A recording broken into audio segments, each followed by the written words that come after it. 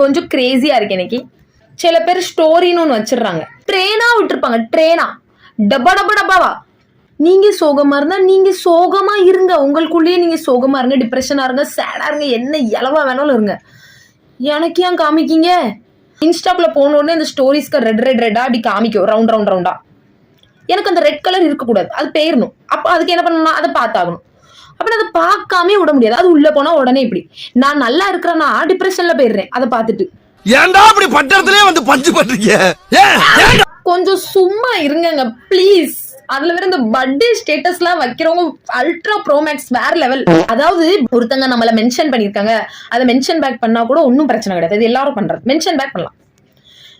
Text message screenshot எடுத்து இவங்க எங்க எனக்கு விஷ் பண்ணிருக்காங்க அப்படின்னு காமிச்சிடணும். கோனே तुम लोग எரிச்சலா அவன் பார்க்கும்போது அப்படி இருக்கு.